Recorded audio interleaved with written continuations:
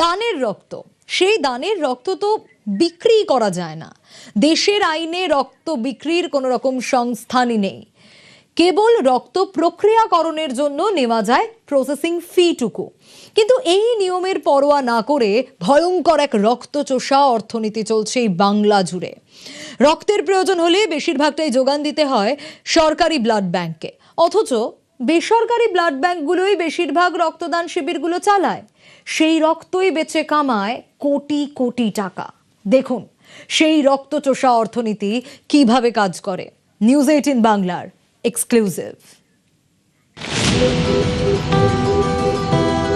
রক্তদান মহৎদান, মাইকে এই মন্ত্র শুনিয়ে ক্লাবে ক্লাবে রক্তদান শিবির। কিন্তু দান করা এই রক্তকে ঘিরেই চলে রক্তচোষাদের কারবার। সূত্রের দাবি, রক্তদান শিবির আয়োজনের জন্য বেসরকারি ব্লাড ব্যাংকগুলি এক একটি ক্লাবকে রক্তদাতা পিছু 1.5 থেকে 2,000 টাকা করে দেয়, আর ক্লাবগুলি রক্তদাতা পিছু 500 থেকে 1000 টাকা খরচ করে। রক্তদাতাদের হাতে তুলে দেয় উপহার। সূত্রের দাবি, রক্তদান শিবিরের আয়োজন করলে রক্তদাতা পিছু ক্লাবের আয় হয় কম করে 1000 টাকা। এবার দেখুন আমার আপনার রক্ত নিয়ে ব্লাড ব্যাংকগুলি কি করে। রক্তের উপাদানগুলিকে আলাদা করা হয়। রক্ত থেকে পাওয়া যায় প্লাজমা, প্লেটলেট, পড়ে থাকে পিআরবিসি অর্থাৎ রক্ত। রক্তের প্রতিটি উপাদানের কাজ আলাদা। যেমন প্লাজমা পুড়ে যাওয়া রোগীর চিকিৎসায় লাগে, বিভিন্ন ওষুধ তৈরিতে কাজে লাগে।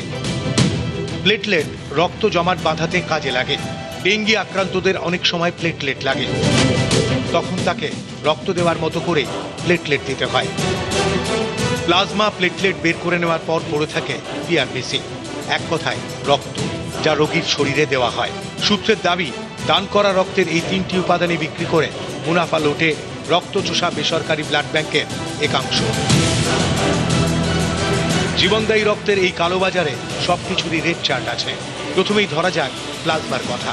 1 প্যাকেট রক্ত থেকে 200 মিলিলিটার প্লাজমা পাওয়া যায়, অর্থাৎ 5 প্যাকেট রক্ত থেকে 1 লিটার প্লাজমা পাওয়া যায়। সূত্রের দাবি, 1 লিটার প্লাজমা বিক্রি করা হয় 6000 টাকায়। 1 প্যাকেট রক্ত বিক্রি করে বেসরকারি ব্লাড ব্যাংকগুলি কামায় 1100 টাকা। এই হিসেবে 5 প্যাকেট রক্ত বিক্রি করে কামায় 5500 টাকা। 1 প্যাকেট রক্ত থেকে 1 ইউনিট প্লেটলেট পাওয়া যায়। 1 ইউনিট প্লেটলেট বিক্রি হয় 400 টাকায়, অর্থাৎ 5 ইউনিট প্লেটলেট বিক্রি করে মেলে 2000 টাকা। তাহলে বিষয়টা কি দাঁড়ালো? আসুন এবার ভালো করে বুঝে নেওয়া যাক এক একটি রক্তদান শিবির থেকে কত টাকা রোজগার করেন এই রক্তচোষারা। সূত্রের দাবি, 5 প্যাকেট রক্ত থেকে একটি বেসরকারি ব্লাড ব্যাংক আয় করে প্লাজমা বেচে 6000 টাকা, রক্ত বেচে 5500 টাকা, প্লেটলেট বেচে 2000 টাকা, অর্থাৎ মোট 13500 টাকা। লাভের গুড় বেশ ভালোই মিষ্টি, কারণ 5 লিটার রক্ত বেচে বেসরকারি ব্লাড ব্যাংকের আয় 13500 টাকা।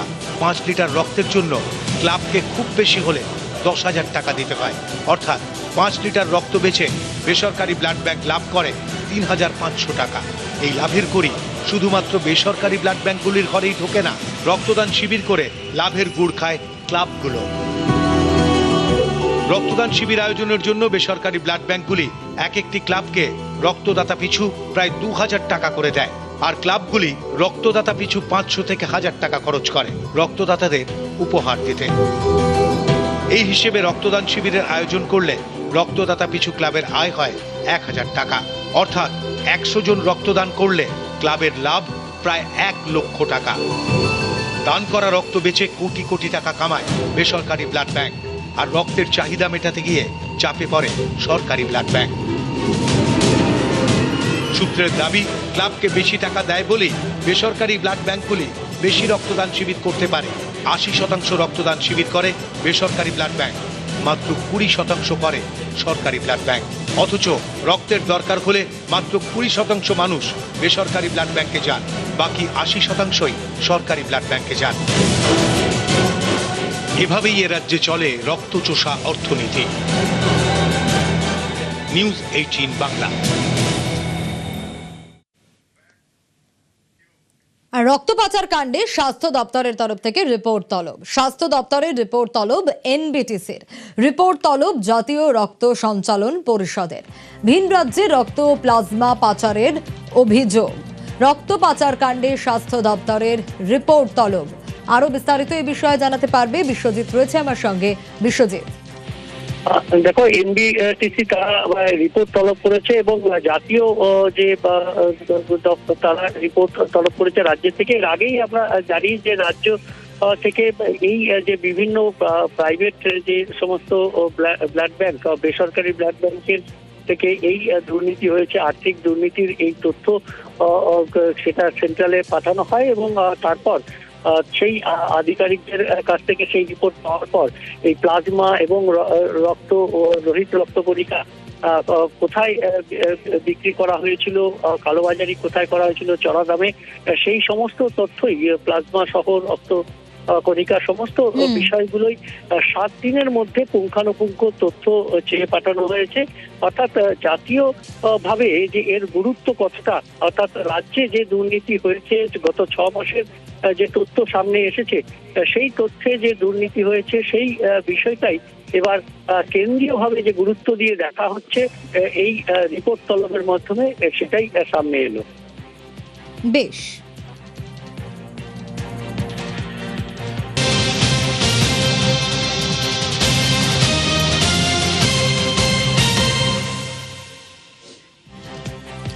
আর এবার যে নজর রাখতেই হবে, থ্যালাসেমিয়া রোগীদের রক্তের ক্ষেত্রে অগ্রাধিকার। কালোবাজারি রুখতে বন্ধ একাধিক বেসরকারি ব্লাড ব্যাংক বন্ধে স্বাভাবিকভাবেই রক্তে টান পড়ার আশঙ্কা। যোগান ঠিক রাখতে ব্লাড ব্যাংকে নির্দেশ স্বাস্থ্য দপ্তরের। কি নির্দেশ দেওয়া হয়েছে? থ্যালাসেমিয়া রোগীদের রক্তের যোগানের নির্দেশ দেওয়া হয়েছে। নির্দিষ্ট গ্রুপের রক্ত না থাকলে কাউন্সিলকে জানাতে নির্দেশ।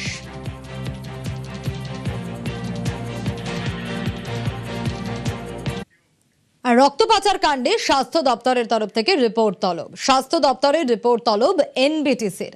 রিপোর্ট তলব জাতীয় রক্ত সঞ্চালন পরিষদের। ভিন রাজ্যে রক্ত প্লাজমা পাচারের অভিযোগ। রক্ত পাচার কাণ্ডে স্বাস্থ্য দপ্তরের রিপোর্ট তলব। আরো বিস্তারিত এই বিষয়ে জানাতে পারবে বিশ্বজিৎ, রয়েছে আমার সঙ্গে। বিশ্বজিৎ, দেখো, এনবিটিসি তারা রিপোর্ট তলব করেছে এবং জাতীয় যে তারা রিপোর্ট তলব করেছে রাজ্য থেকে। এর আগেই আমরা জানি যে রাজ্য থেকে এই যে বিভিন্ন প্রাইভেট যে সমস্ত ব্লাড ব্যাংক, বেসরকারি ব্লাড ব্যাংকের থেকে এই দুর্নীতি হয়েছে, আর্থিক দুর্নীতির এই তথ্য সেটা সেন্ট্রালে পাঠানো হয় এবং তারপর সেই আধিকারিকদের কাছ থেকে সেই রিপোর্ট পাওয়ার পর এই প্লাজমা এবং রোহিত রক্ত কণিকা কোথায় বিক্রি করা হয়েছিল, কালোবাজারি কোথায় করা হয়েছিল চড়া দামে, সেই সমস্ত তথ্যই প্লাজমা সহ রক্ত কণিকা সমস্ত বিষয়গুলোই 7 দিনের মধ্যে পুঙ্খানুপুঙ্খ তথ্য চেয়ে পাঠানো হয়েছে।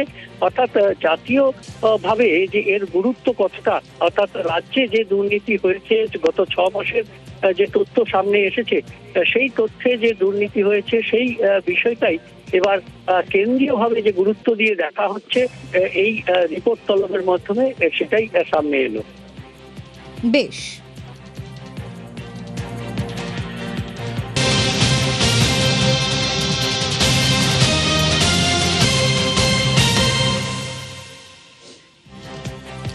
আর এবার যে নজর রাখতেই হবে, থ্যালাসেমিয়া রোগীদের রক্তের ক্ষেত্রে অগ্রাধিকার।